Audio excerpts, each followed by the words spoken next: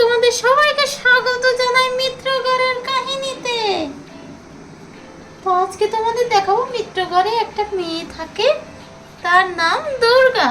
তো তার জীবন কাহিনী কিভাবে হয়, প্রতিদিন সে কি কি করে, সেটাই তোমাদেরকে দেখাবো।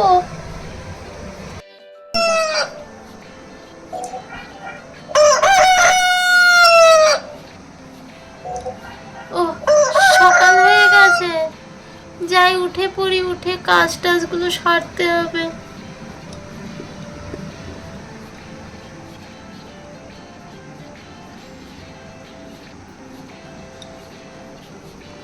যাই সবার আগে বাসি কাপড় ছেড়ে একটু স্নান করে আসি আমি।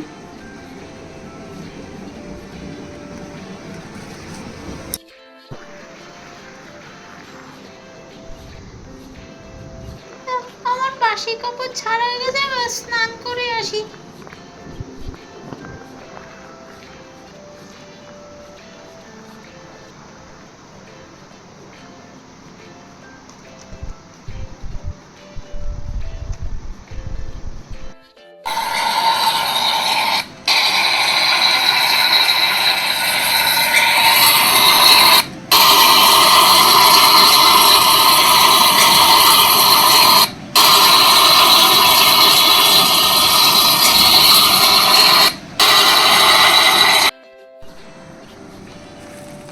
আমার স্নান হয়ে গেছে, এবার যাই জামা কাপড়টা পাল্টে বাকি কাজগুলো সেরে ফেলি।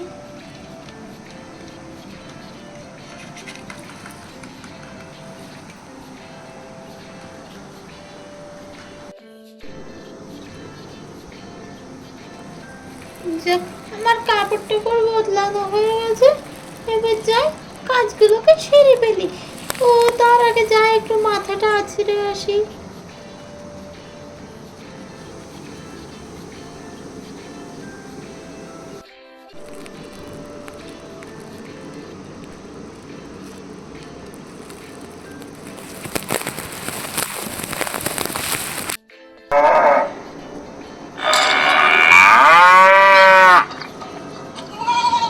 দাঁড়া, ডাকিস না, আমি আসছি।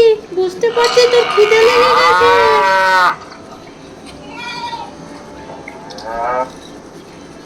এই নে, ঘাস খেয়ে নে, তারপর বেলার দিকে গিয়ে তোকে মাঠে পেতে দিয়ে আসবো, ঠিক আছে?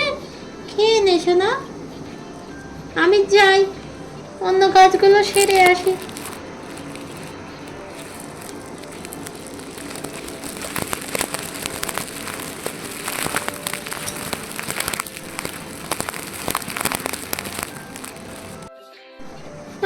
বিছনা ঝাড়া হয়ে গেছে, এবার উঠোনটাকে ঝাড় দিয়ে নি। আজকে খুব নোংরা হয়েছে উঠোনটা।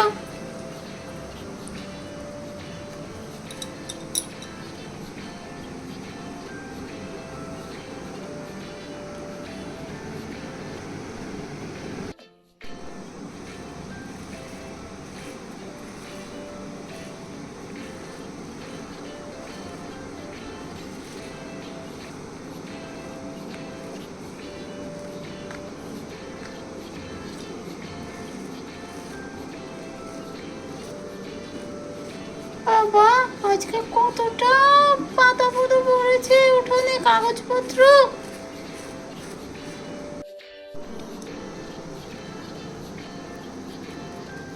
উফ, কাজ টাজ তো সব সারা হয়ে গেল। তো রান্না একটু বেলার দিকেই বসাবো। সবার আগে যাই গিয়ে একটু মন্দির থেকে মহাদেবের দর্শন করে আসি।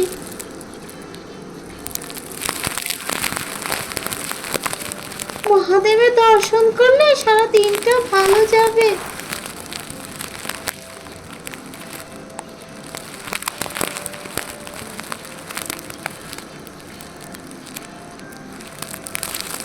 ও পার্বতী মাসি, তুমি পূজা করছো? আমিও মহাদেবের দর্শন করতে আসলাম। হ্যাঁ, করছি। আমি ভাবলাম কাজটা সারা হয়ে গেছে, মাসি স্নান হয়ে গেছে, তো একটু মহাদেবের দর্শন করে আসি, তাহলে মনটা একটু শান্তি শান্তি ভাব লাগবে। খুব ভালো করেছিস তুই, এসেছিস তো বস, আমার সাথে মহাদেবের পুজোটা কর এখানে। হ্যাঁ, একটু বসেই যাই, কি বলো? বস।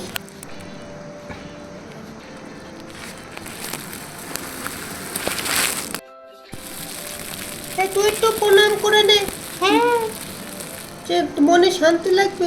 যা এবার তুই বাড়ি যা। যাই ভোলেনাথ। ঠিক আছে পার্বতী মাসি, আমি তাহলে আসি। বাড়ি গিয়ে আবার রান্না বসাতে হবে তো। ঠিক আছে আসি তাহলে আমি। আর লালুটাকেও একটু মাঠে দিয়ে আসি।